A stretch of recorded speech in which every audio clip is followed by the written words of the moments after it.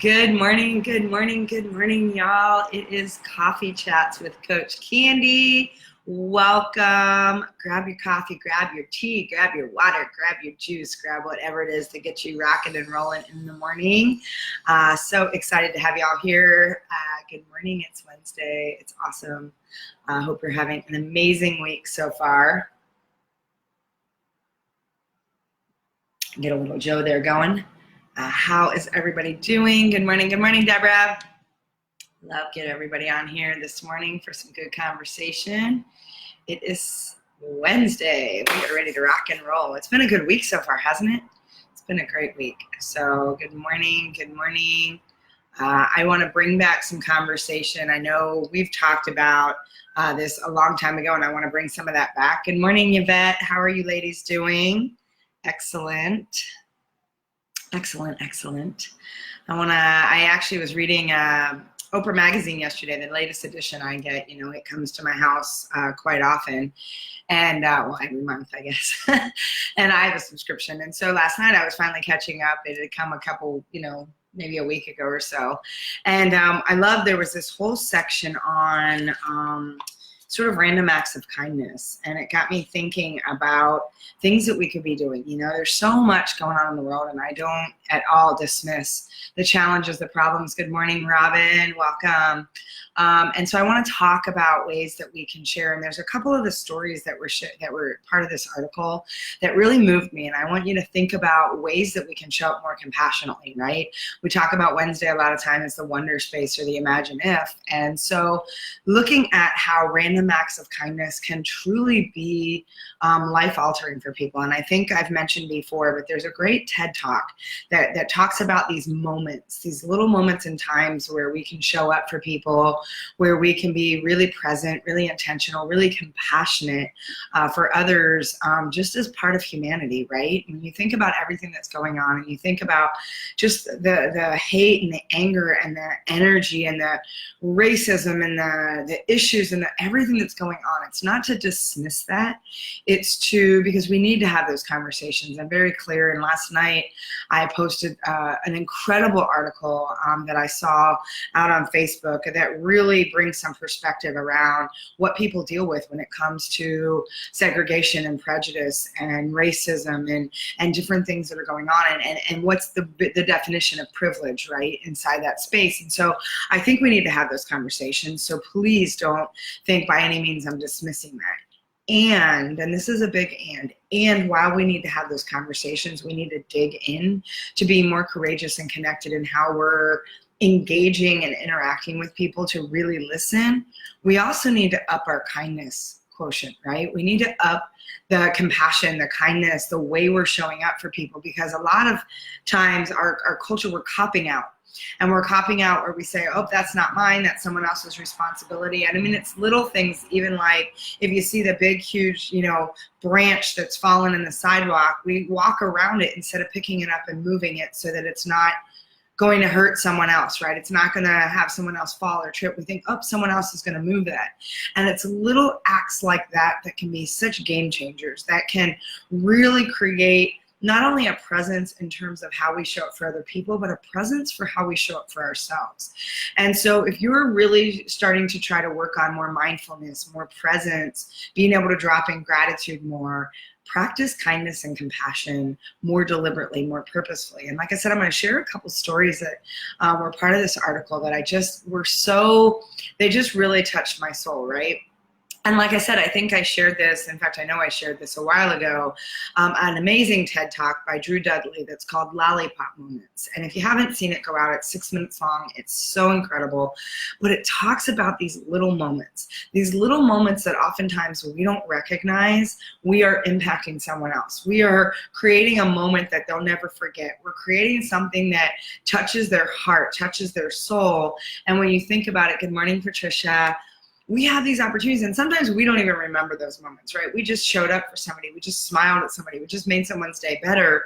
And so what I want to do is I want to talk a little bit about how and where we can show up with more purposeful compassion, more purposeful grace, more purposeful kindness, so that as we're having these difficult conversations, we're also practicing more love. We're actually practicing being more intentional in the space of seeing others just for the fact that we're all part of this amazing race called humanity, right? And so here's a couple of things. And by the way, this got triggered for those of you that are just jumping on. This really kind of dropped in last night and this morning for me as I was, reading the latest issue of the Oprah magazine. And there was this whole space in there around acts of kindness and ways that we can show up. And so one of the things, and this was so beautiful to me, and so these are little things, little moments, and I know that we all have shown up in that way, and all I'm encouraging and inviting is that we do this more.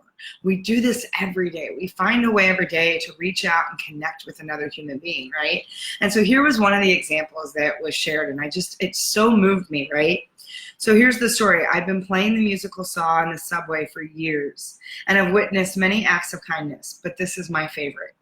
I was playing at Times Square station when a blind man joined the group of passerbys gathered around me. His face lit up at the sound of the music. A woman from the crowd, see, this makes me cry. I love these things.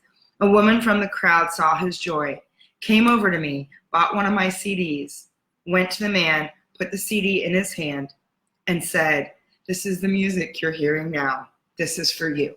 Think about that, something so small like that. And this really just feeds my soul. Good morning, Carol. Think about that little gesture, right? Something that could change that man's life, something that brought him incredible joy. Someone witnessed that and gave him a moment to continue that space of joy, right? That thing that filled him up. And so think about that, so little. She brought a CD. She walked over and she handed it to the man and said, "This is what you're hearing.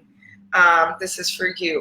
Just a sweet, thoughtful gesture for a stranger, right? Something that just says, I see you, you're in that moment, I love you. Here's another one, and I want to share this with you. The day my mother died, I got on the last flight from Atlanta to Pittsburgh with my 3 young sons. My then 8-month-old started screaming as soon as the plane began to move. Suddenly, I was surrounded by angry stares. And then a woman came up to me. By then, I was crying. I said, "My mother just died." She leaned forward and said, "Oh, honey, let me have him." 20 years later, I still remember her face. Think about that. I was on a plane once, and I remember, for those of you that don't know, I've written a children's book. And in fact, I actually have the second one ready to go. I'm looking to figure out how I want to go about publishing because my old publisher is out of business. And so I have an opportunity to redo Dreamstar, and then I have the whole second book ready to go. But I had copies of my books with me. I was on a plane. And there was a young kid who was just, being a young kid on a plane. Planes are tough for kids. They don't understand the inner ear, balance and the pain and the noise. And sometimes they just act out. It's a plane, right? And in fact, I have more compassion for the kids on the plane than I do for the grown-ass adults who are talking so loud and being obnoxious. I always have compassion for the kids, screaming babies, whatever. And this little kid I cry, you cry, right? They're so moving to me. Yes, I so agree. They're so beautiful, and they just touch my soul. And it's little things like that. And so the kid was sitting next to me, and his father was sitting. He was right in the middle, right? And he was kind of like getting a little feisty, and I'm like, ooh, I know I have one of my Dreamstars in my bag. And so I asked his father before I just gave it to him. I said, "Is it okay if I give this to him?" And he was like, "What?" And I said, this is a story that I wrote, whatever. It was so amazing to watch the shift in the child. First of all, Dreamstar is an awesome book, and so we got all caught up in it. But the dad sat there and read to his son, and he's like, "Daddy, read it again." And so they were really quiet, and they were kind of snuggled together, and for the whole flight, this kid was mesmerized by this book. And it was just it was an extra copy I had with me. It was a simple gesture. The father was like, "Thank you so much." The mother was sitting in the seat in front of me. She's like, "I can't believe you here." And they went to give it back to me. And I'm like, "No, keep this. It's your copy. Please enjoy it." And they had their little girl with them too. So they were passing it between the seats. But it was just such a moment, right? It was just such a moment that it's like, look, it's difficult. I don't even have kids, but I can appreciate how hard it is to fly with little ones. I can appreciate. And so here's another one, right? I love this. Think about what we say to people and how we can say something different. So this one here, I was very pregnant with my second baby and had been getting endless comments like, "Are you sure there's only one in there? You look like you're ready to pop. Basically, none of those things a very swollen, tired mama wants to hear. Then one day I was shopping with my toddler. A young woman came up to me and said, "You look absolutely beautiful." She told me that when her husband was alive, he made a point to say that whenever he met a pregnant woman, he made a point to say that whenever he met a pregnant woman, because he knew how hard pregnancy had been for his own wife. I felt far from beautiful that day. Whew. But the kindness made me feel seen for something other than being a huge, sweaty, breathless person I was. Think about that, an act of kindness. I'm so emotional today. An act of kindness, a space to see someone, a space to not put out those inconsiderate thoughts that we don't even know sometimes fly out of our mouth when we see somebody and we make a comment. Imagine everybody else is making those same insensitive comments. Imagine if you could be the person that offered them grace. If you could offer them that space to say, "I see you, and you're amazing, and you're beautiful." And think about when you're in the line. Oh, thank you, Carol. Think about when you're in the line in the grocery store and you can see the woman that's frazzled or something, right? And simply saying, "Wow, your smile lights up the room," or something that's meaningful. It's just that moment to pause, that moment to lean in, that moment to say, "I see you. It's okay. You know what? You don't have to do this alone. You're not alone in this world." And so I'm curious, what stories or what things have you witnessed that have maybe been those little acts of kindness? Because I'm going to share some things that were also part of this article that I was just like, oh, these are awesome. They're kind of the Good Samaritan to-do list, the ways that you can just show up, right? And it could be simply by paying someone a compliment. It could be simply by, allowing the woman who's got 4 kids screaming in the grocery line to go in front of you when you've got 3 items, right? To just simply say, "Go ahead, it's okay. Just go in front of me." I know it's crazy for them to stand there and try and wrangle their kids in, right? Little ways that we can connect. And we talked about that Monday, right? Connection. This opportunity to connect and really engage with people in a way that's meaningful instead of the way that most people walk around, which is in a coma, and we don't make eye contact, and God forbid we look at people, right? And think about when you're at the airport or in the grocery line or your church or things that can already be a frazzled space. How can you lean in and be that person that offers extra kindness, offers extra grace, offers that compassion? Because things can change. And I believe that in my heart. I believe that in my core, that we can shift things if we show up with each other better. Robin, it's amazing to see what a little statements can do for others, isn't it?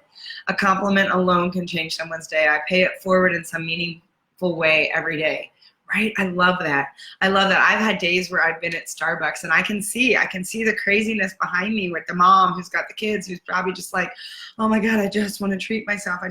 Many times I'm like, "Can you pay for the car behind me?"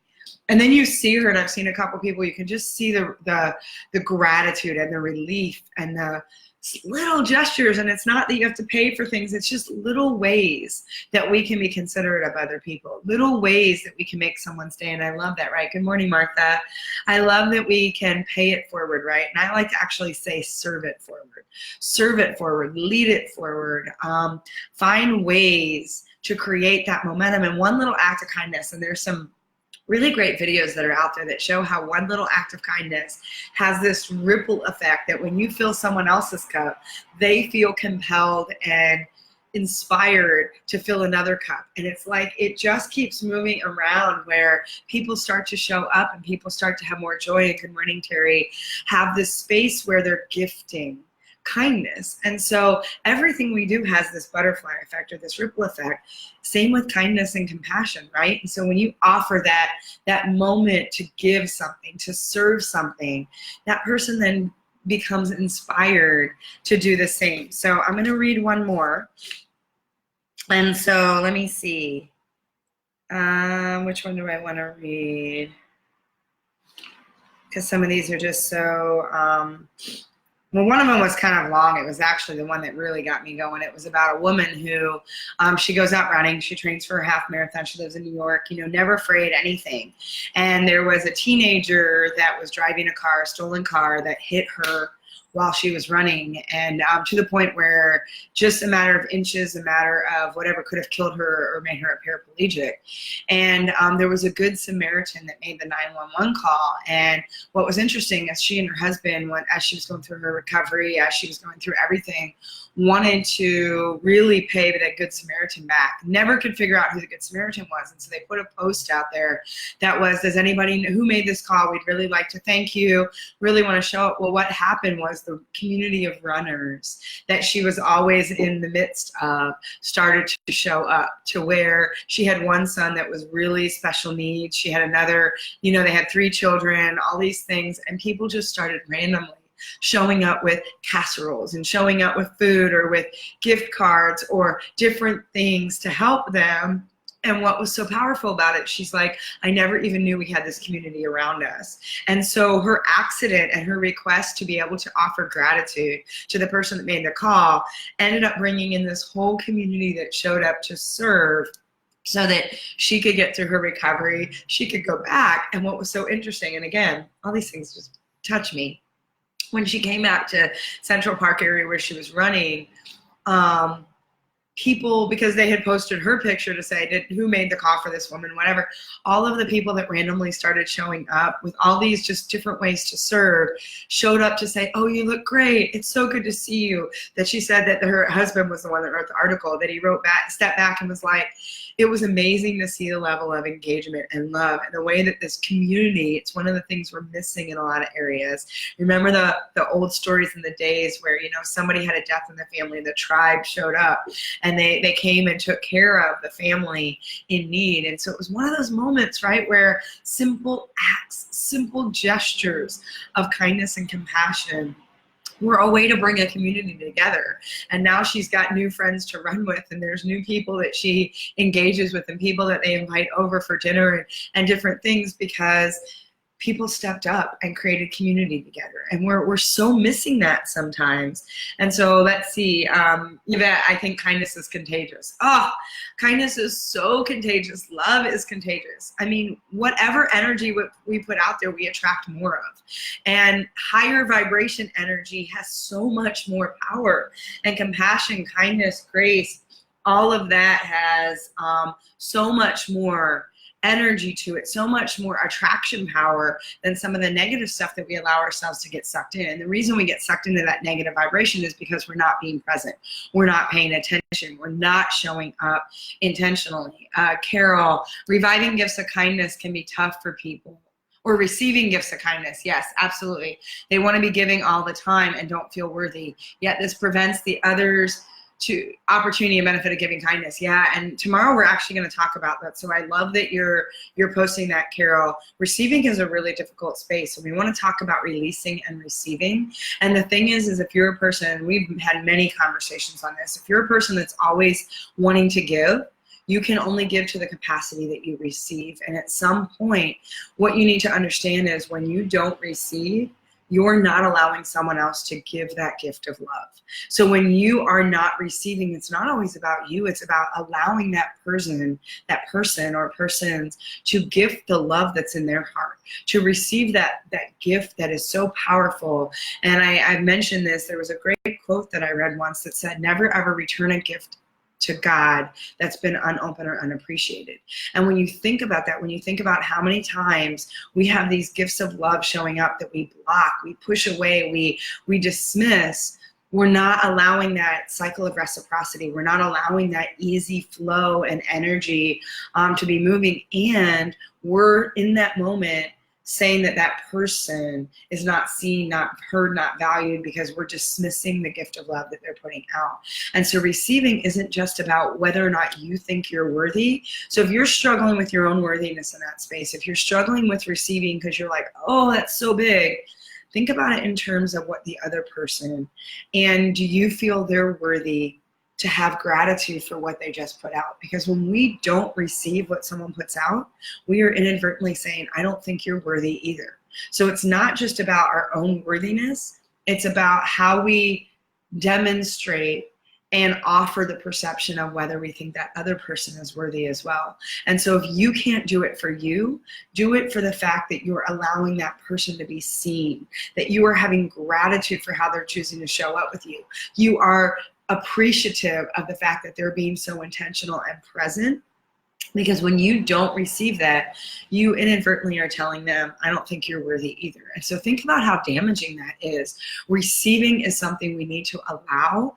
It's the only way we can keep giving. You can only give. You've got to fill the tank, right? You got to fill the bank account. You got to fill the cup, the reservoir, in order for you to keep putting that out. So it's so important. And like I said, tomorrow we're going to talk about releasing and receiving and what that really looks like and what that can mean. Terry, imagine what it would be like if we approached every interaction out of love. Wow, right? Yes, and we have a choice every time. We can get frustrated, we can get caught up in our own head and our own monkey mind and our own stuff, or we can choose to drop into a place of love every time. And we have that choice no matter what's going on, no matter how hateful, spiteful, mean, narcissistic, no matter what anyone else is doing, we can always choose love for ourselves first. And it's amazing. Have you ever been around really cranky people? And instead of getting caught up in their crankiness and their irritation and all their ick, when you offer the space of genuine love, many times they shift. Because again, it's that higher vibration that they don't have a choice, right? They're being called to step up, and we can serve it forward and inspire by modeling. And love is something to model. It's a verb. It's an action.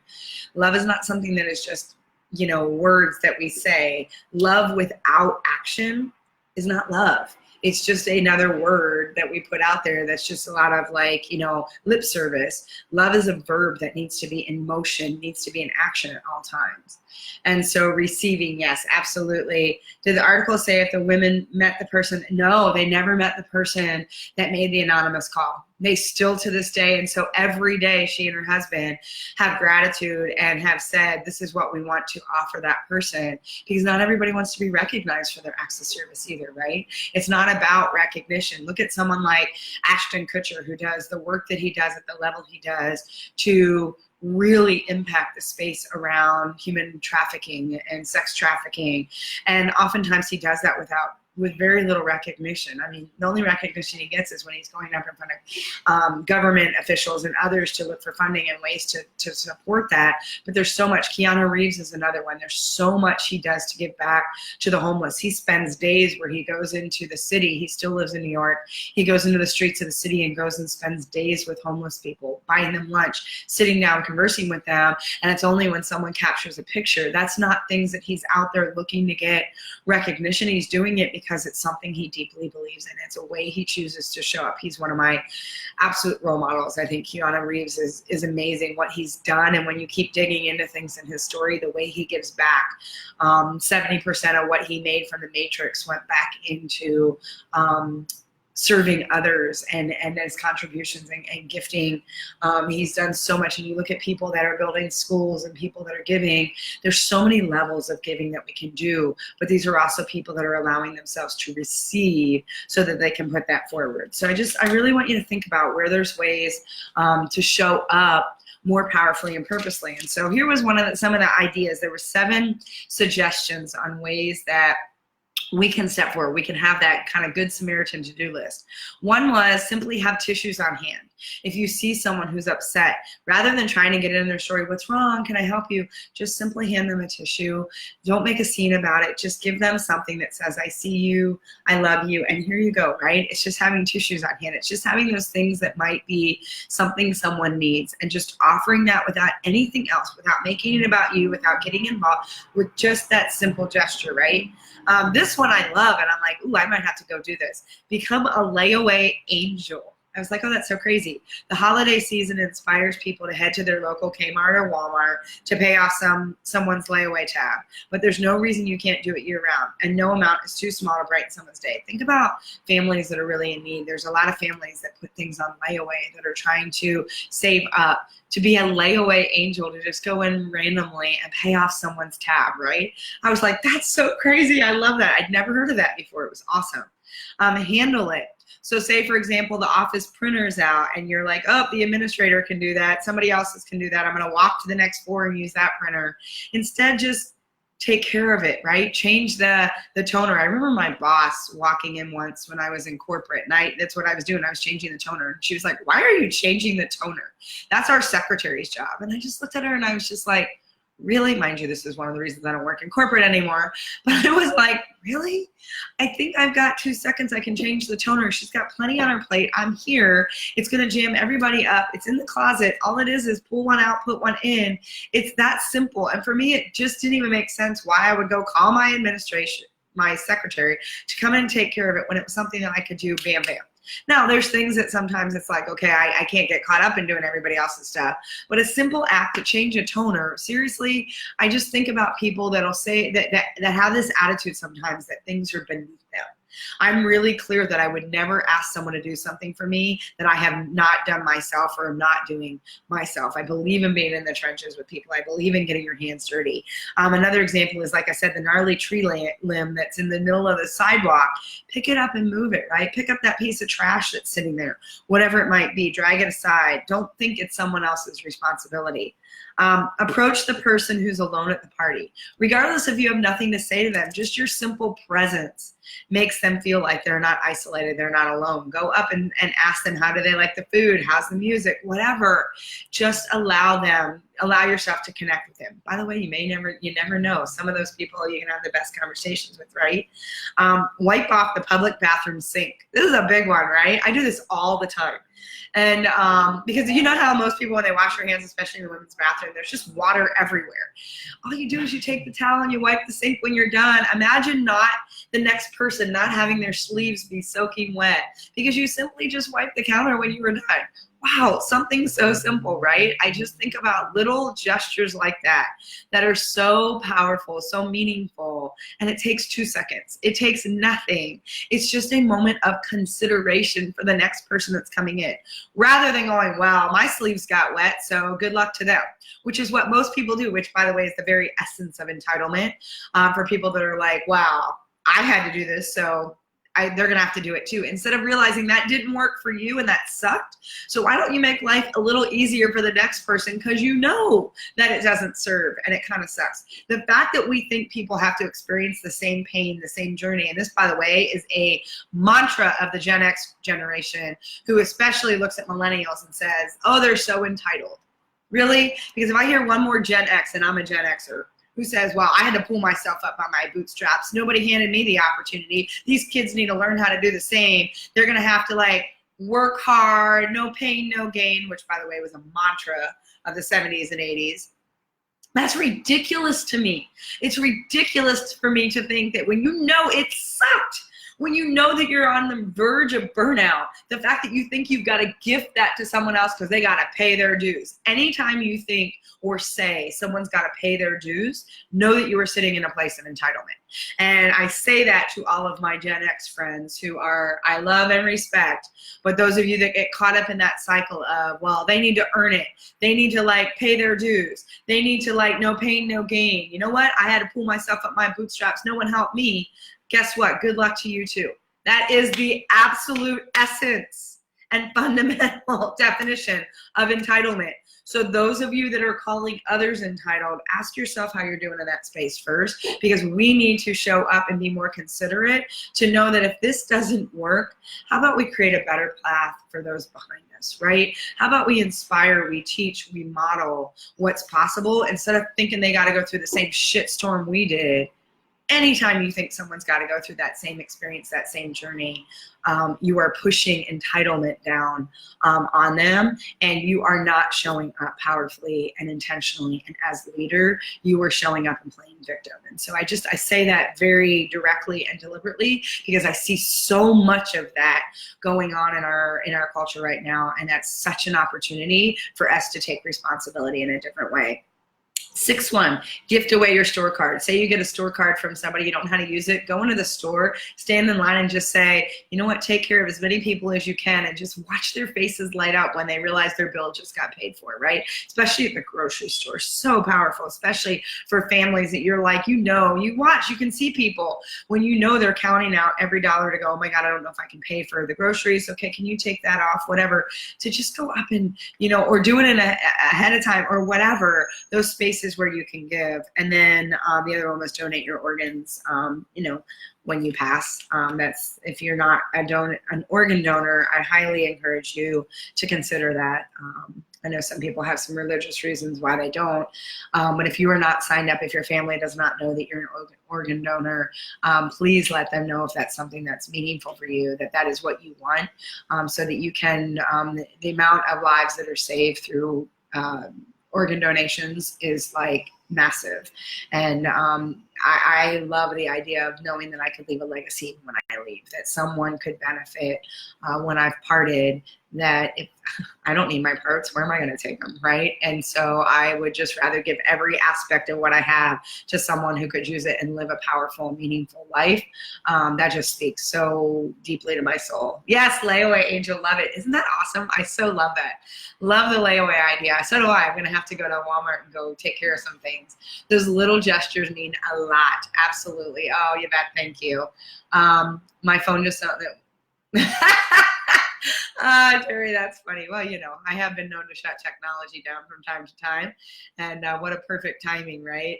Deb, our grocery has reward points. I don't have a card, and the folks behind me get my points. I love that. I've gifted my airline points before to a friend of mine that was trying to get to see family.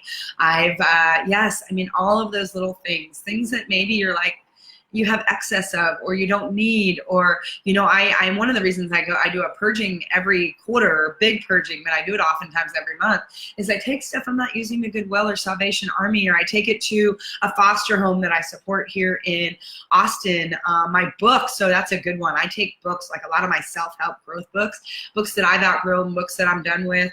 I pack them up and I take them over to one of the foster homes here in Austin. So these kids have a library of things that they can read. They don't have the funds to go out and buy these books, but if I can give them things that fed me, that helped me with my darkest time, and I know that back when I was younger, I was one of those kids who lived on the big, bright, orange fluorescent ticket, right? Which was mortifying, by the way, at lunch, to have that glow-in-the-dark orange ticket that said, hey, I get free lunch. I'm so glad they now code kids' cards with that in high schools and junior highs, instead of giving them they were these like ridiculous monster bright orange. They were like this color. And then actually this size, and you had to hand it to the lunch lady. And I had to do this in junior high and high school. You had to hand it to the lunch lady to get free lunch. There were days I didn't eat because it's mortifying for a child to be like, hey, look at me, I get free lunch, because there's all kinds of judgment and comments around that. So I really love that they've gotten smarter about coding cards and not knowing that. But I know what it's like to struggle. I know what it was like to graduate high school. The only reason I graduated was because I paid for what was required for graduation. I paid for my graduation pictures. I paid to graduate out of my own money that I was making, working sometimes full-time, but part-time as a high school student, because my mom didn't have it. My mom didn't have the funds. This was well after my parents divorced, and my dad wasn't paying child support. My mom was really sick, and I was working at one point full-time as a waitress at 15. I was working at Walmart. I was working at the bank.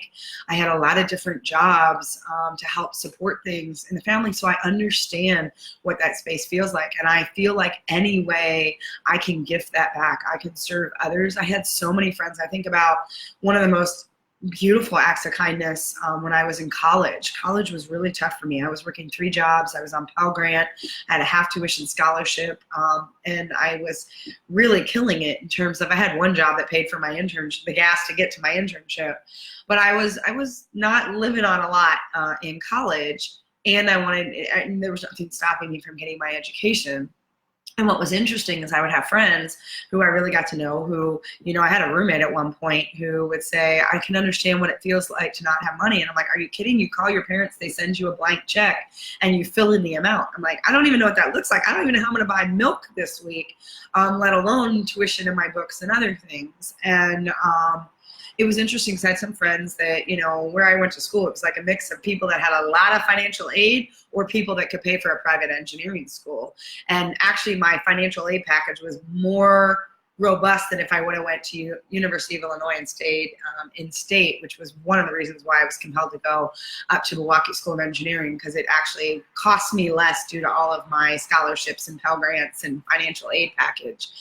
That being said, I had friends that would say, oh, let's go out, let's go to dinner. And I'm like, I can't go with you. I can't even afford to buy crackers right now, let alone.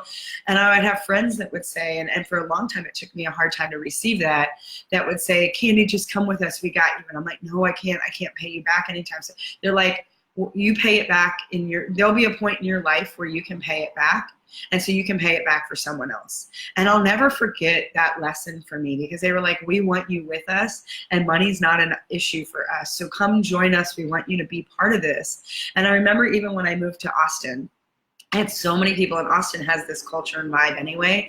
I had so many people that would say, Kitty, let me make an introduction for you. Let me open up a door. And I'm like, how can I pay you back?